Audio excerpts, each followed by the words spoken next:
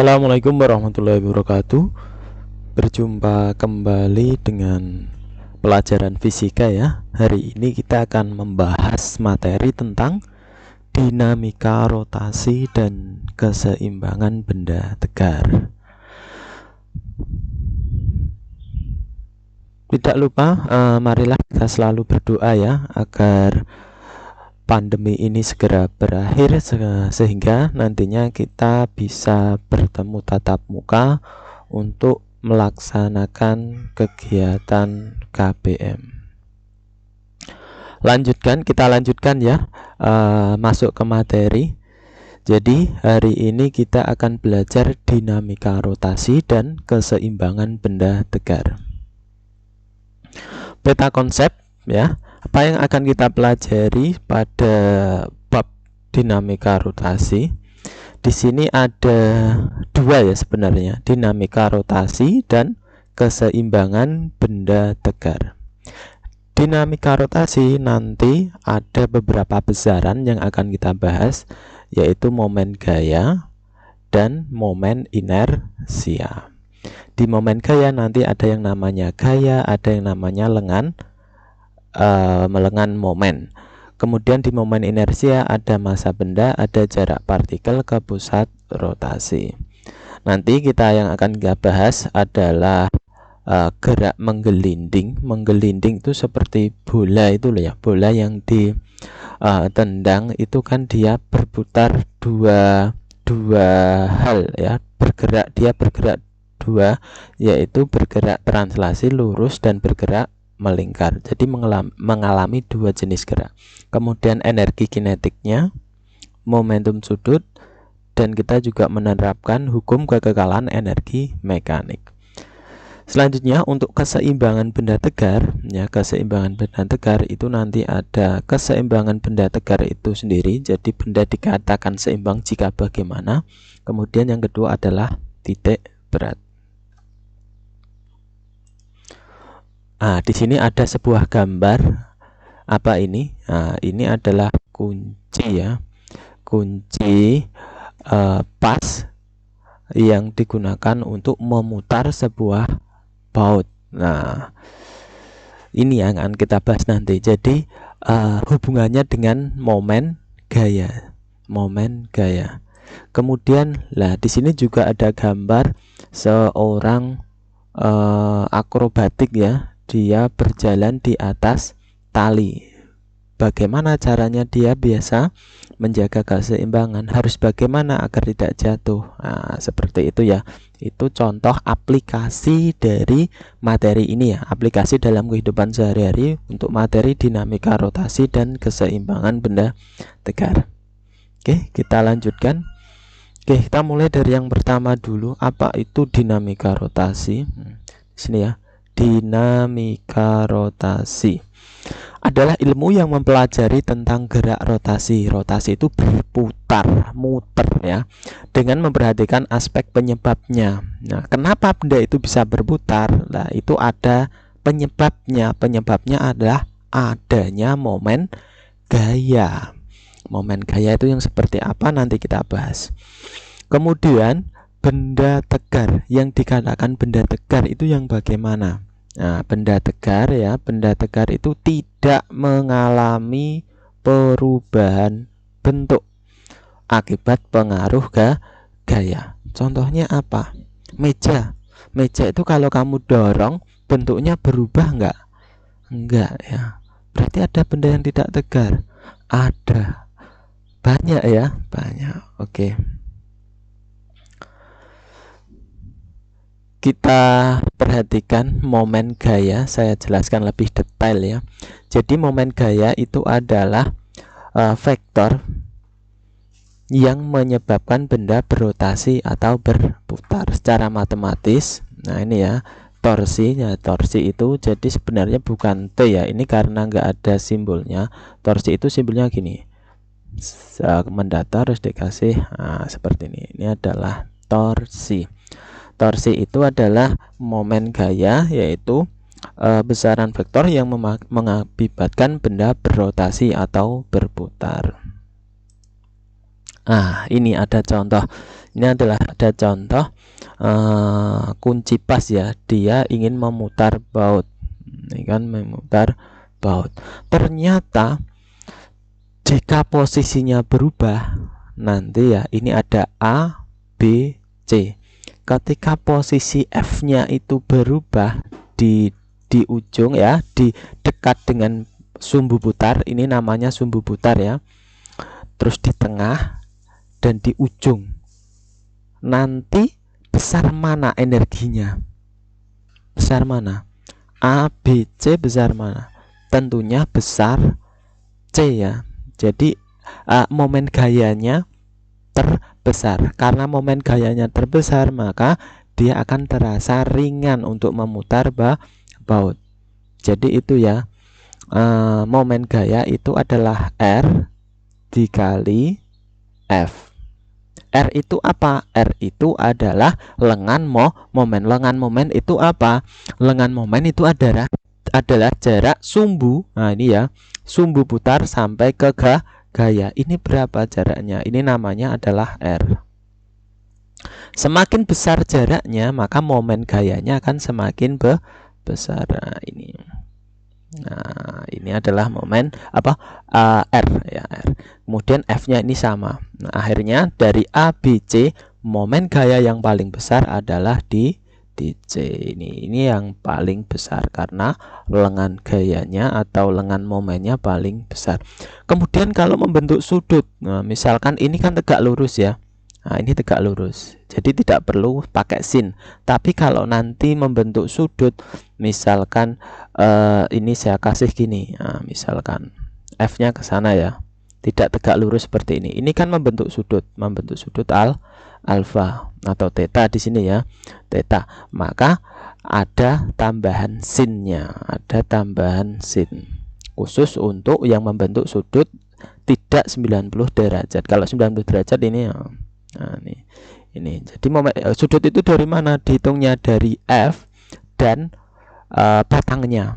Ya, ini F-nya kan miring, berarti diambil sudutnya sini miring.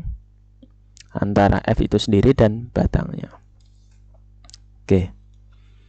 Contoh soal. Oke, asik ya, langsung contoh soal ya biar nggak terlalu lama.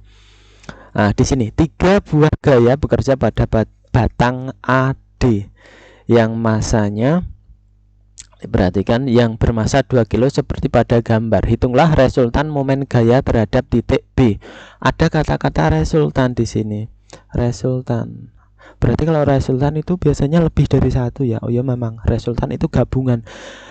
Jadi pada contoh soal ini gayanya tidak hanya satu. Ada berapa ini?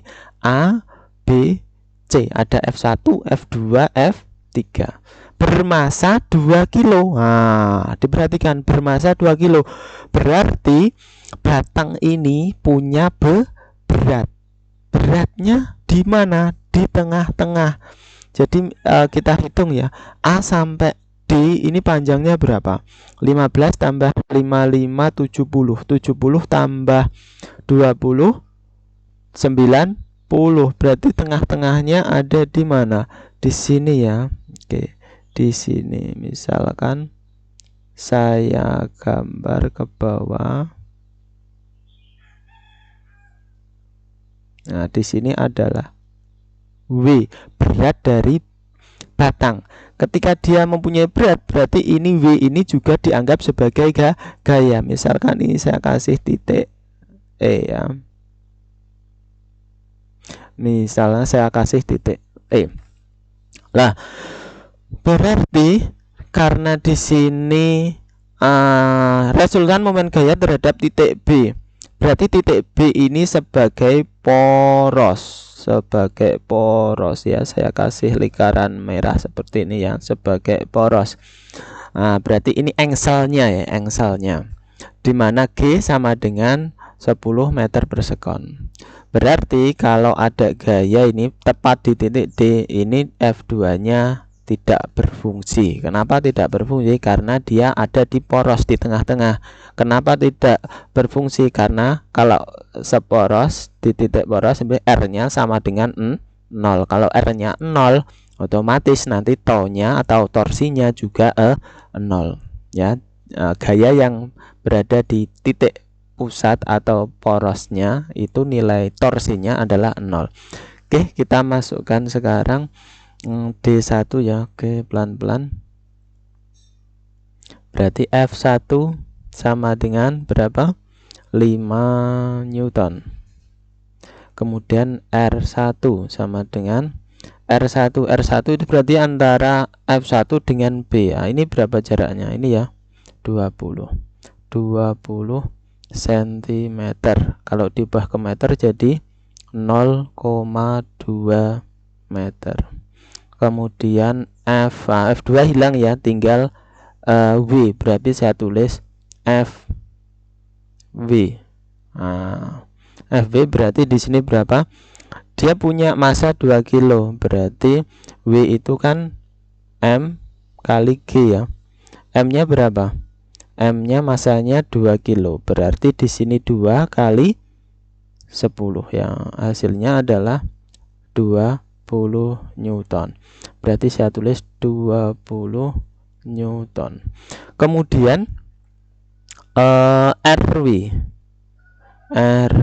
sama dengan, diperhatikan RW itu berarti jarak W ke B atau E ini ya, titik E ke B ini berapa jaraknya?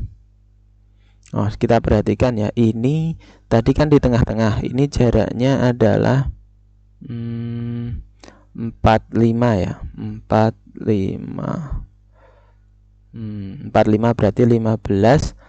Di sini masih 30 ya, 30. Ini 15, 30 berarti ini sampai sini 30 ya. Padahal ini sampai sini 35, berarti ini adalah 25. Kan 25 ditambah 30 sama dengan 55 gitu ya maksudnya. Jadi RW adalah 25 cm sama dengan 0,2 meter.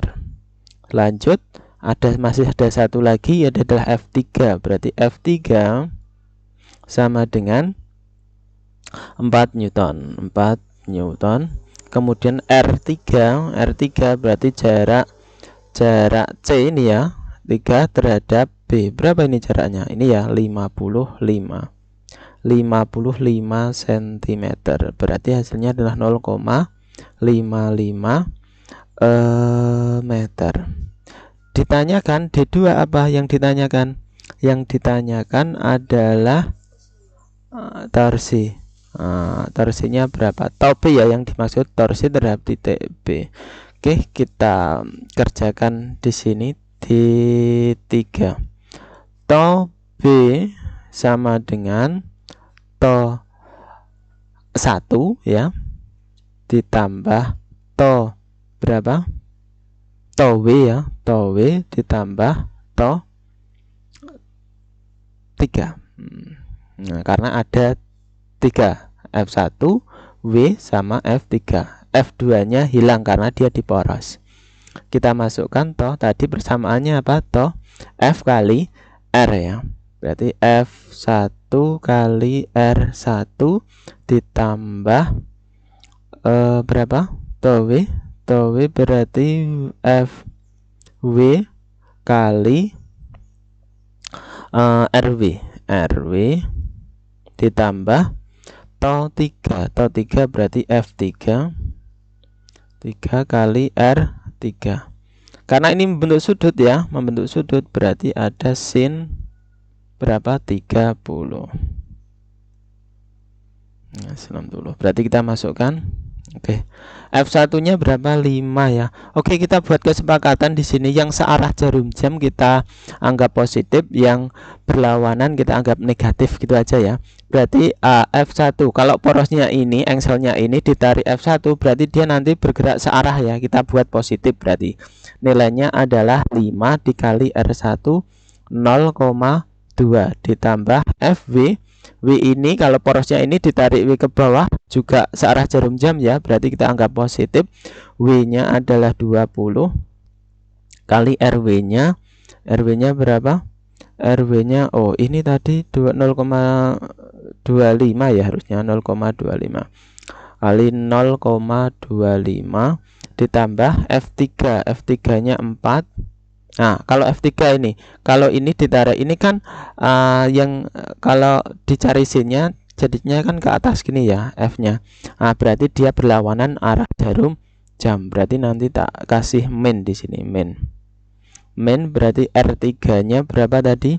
R3-nya 0,55 dikali sin 30 itu adalah setengah. Oke, kita masukkan angkanya. Kita masukkan angkanya bersama. Berapa itu? 0,5 kali 0,2 jawabannya adalah 1 ya. 1 ditambah 2 kali 0,25 berapa? 20 kali 0,25 seperempatnya 5 ya, 5. Ini jadi min ya, 4 kali 0,55 kali setengah hasilnya adalah 1,1. Lah ini berarti 6 dikurangi 1,1 hasilnya adalah 4,9 Newton meter. Nah, jadi momen gaya atau resultan momen gaya terhadap titik B nilainya adalah 4,9 Newton meter. Karena ini hasilnya positif berarti searah jarum jam. Searah jarum jam. Karena kesepakatan kita tadi yang searah jarum jam itu nilainya adalah positif. Oke ya, itu kita lanjutkan di screenshot dulu nanti untuk belajar di rumah. Oke, silahkan. Oke, saya akhiri, lanjut sekarang. Oke, latihan soal 1. Oke, menarik sekali di sini ada sebuah latihan soal. Sebuah batang yang diabaikan masanya ya. Masanya diabaikan dipengaruhi 3 buah gaya FA, FB, FC 10 Newton dan FB-nya 20 seperti gambar. Jika jarak AB BC sama dengan 20 cm, maka besar momen gaya terhadap titik C adalah silahkan soal ini dikerjakan, ditulis di buku catatan, tapi jangan dikumpulkan dulu karena akan saya ada tugas ada soal lagi di pertemuan yang akan datang. Jadi soal ini ditulis dulu, dikerjakan. Untuk minggu depan ada soal lagi, jadi ada 2 soal baru dikumpulkan di classroom. Untuk hari ini tidak ada tagihan ya, hanya mengerjakan ini tapi belum dikumpulkan. Terus untuk pertemuan yang akan datang materinya tentang momen inersia gitu ya.